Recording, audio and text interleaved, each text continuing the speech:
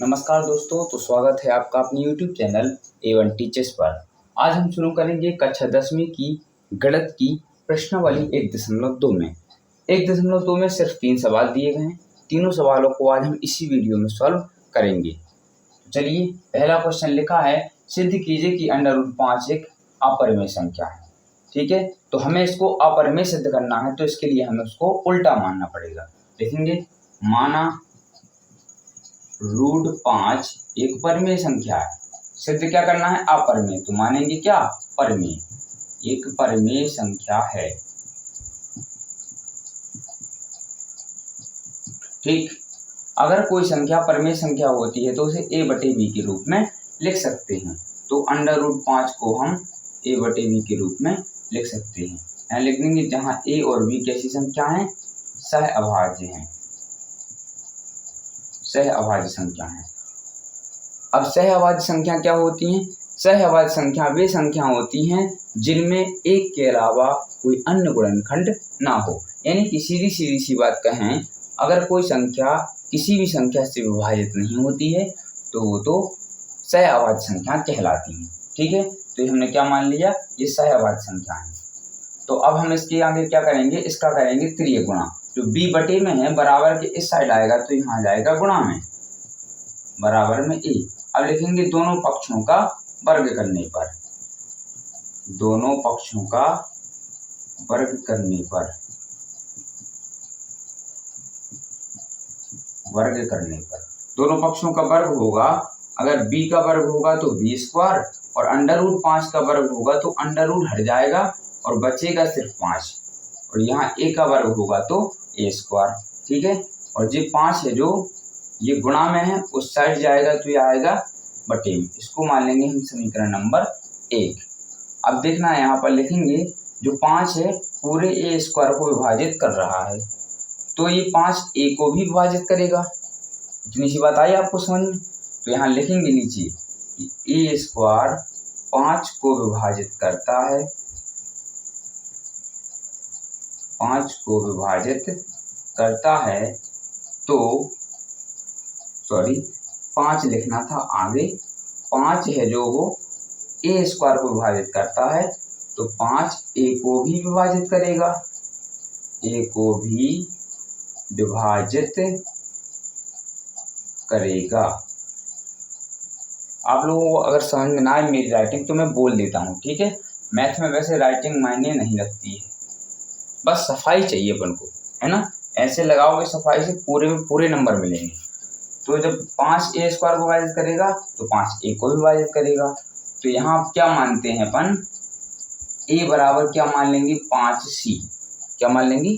a बराबर 5c। अब इस a के मान को हम समीकरण नंबर 1 में रख देंगे। इस a की जगह पे क्या आ जाएगा? 5c। तो लिखेंगे a का मान समीकरण 1 में रखने पर। समीकरण 1 में रखने पर तो समीकरण 1 देखो यहाँ पर, यह है हमने लिखा b² ज्यों का त्यों। a की जगह पे क्या लिखना है हमें? 5c। हमें a की जगह पे क्या लिखना है? 5c। और स्क्वायर ज्यों का त्यों और बटे का 5 भी ज्यों का त्यों। ठीक है, b² ज्यों का त्यों।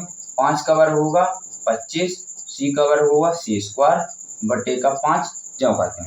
5 का भाग जब 25 से दोगे, 25 में दोगे तो यहाँ आएगा 5c²। ये 5 से 25 कट जाएगा, 5 आएगा। अब देखना ये 5 गुणा में इस साइड आएगा तो क्या होगा? बटे में। अब एक चीज देखो, ये जो 5 है इस b² को विभाजित करता है तो क्या लिखेंगे? 5 b को भी विभाजित करेगा। तो ये लाइन यहाँ लिख देना है, 5 b² को विभाजित करता है।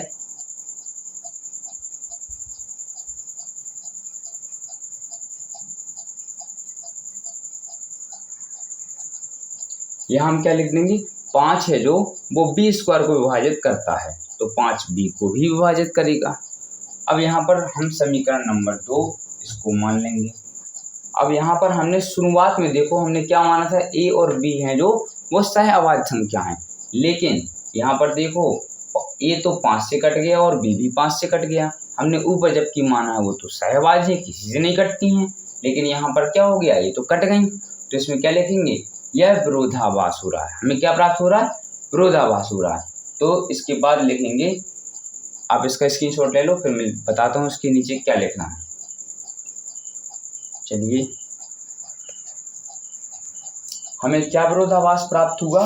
हमने देखा कि 5 ए है जो वो 5 से विभाजित हो जाता है, बी भी 5 से विभाजित हो जाता है। हमने माना क्या था? ये तो सहभाज्य, ये तो किसी से विभाज्य नहीं होंगी। तो लिख देंगे यह विरोधाभास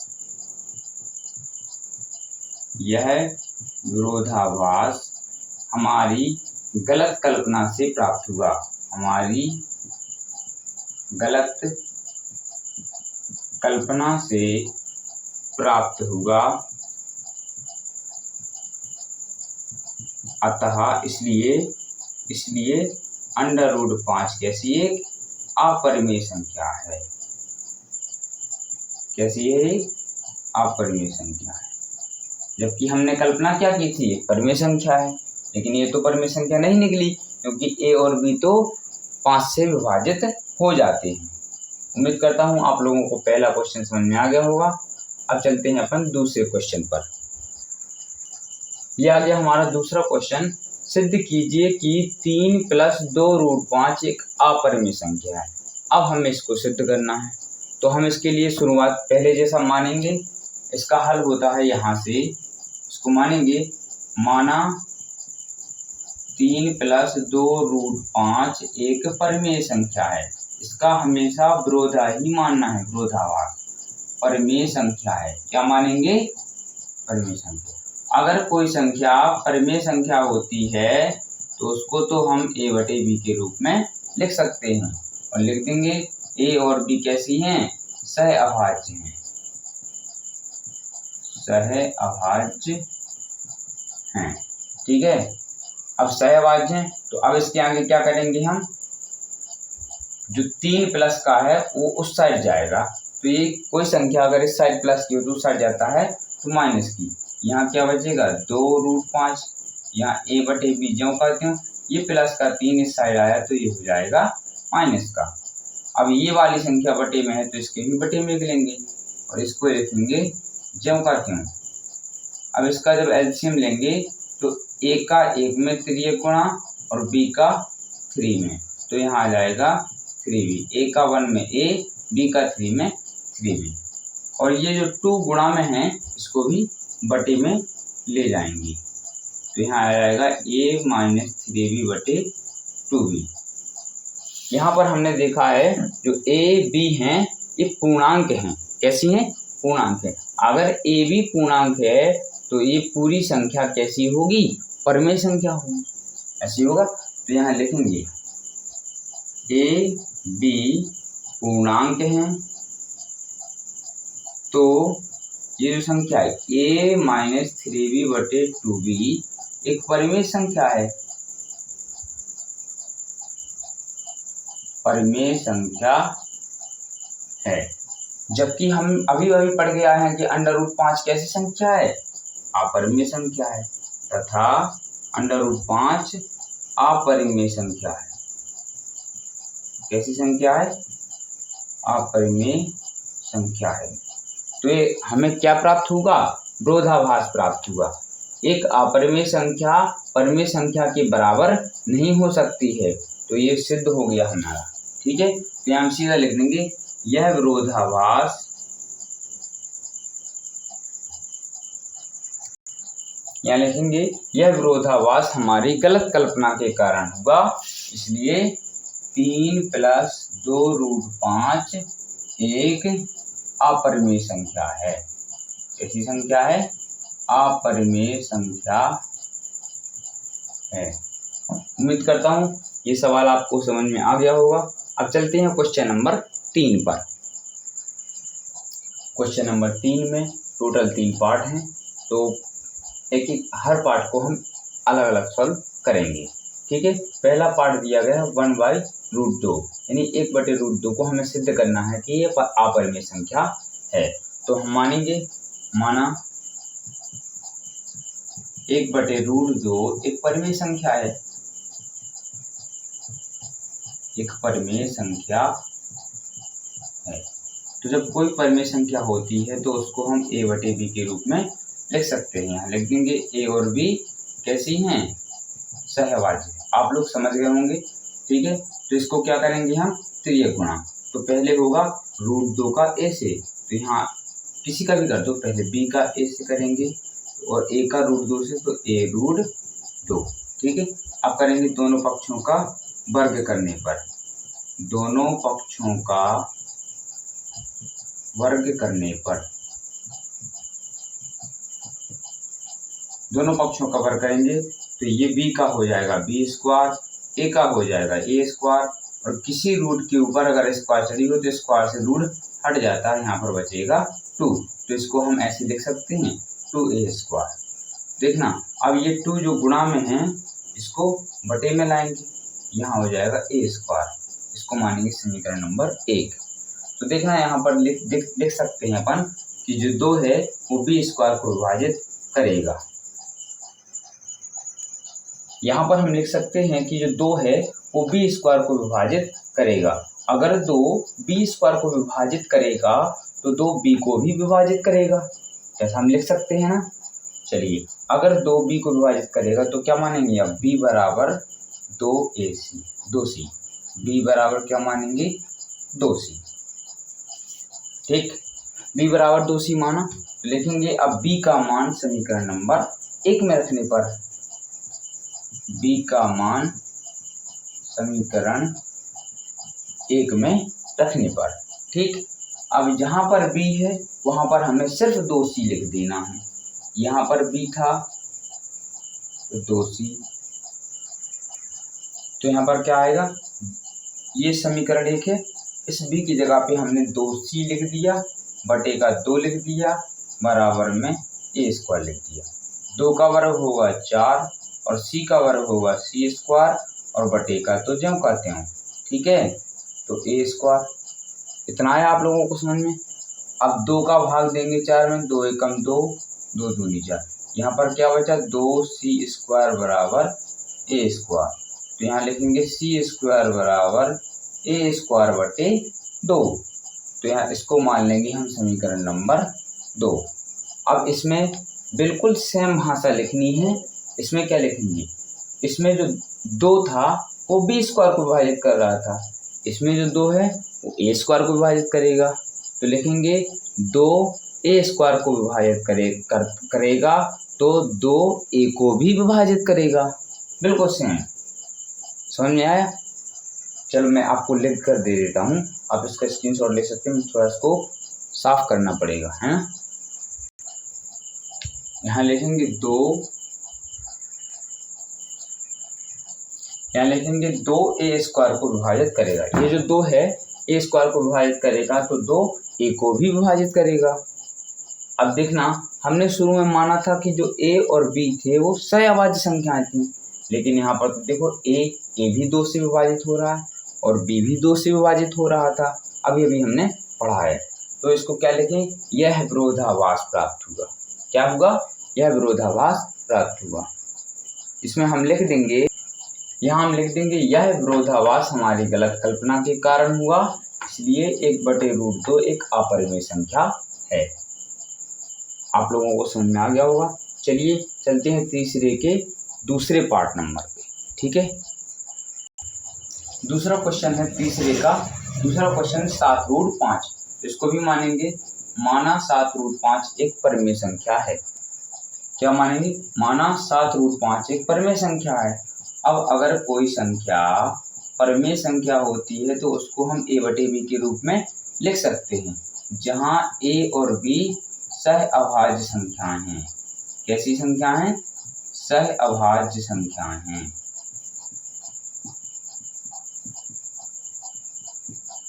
ठीक, अब इसका करेंगे हम त्रियक गुणा, या फिर ऐसा कर दो √5 को हम इसी साइड रखेंगे, इस 7 को जो 7 गुणा में है इसको इस साइड ले जाएंगे तो ये बटे में आ जाएगा।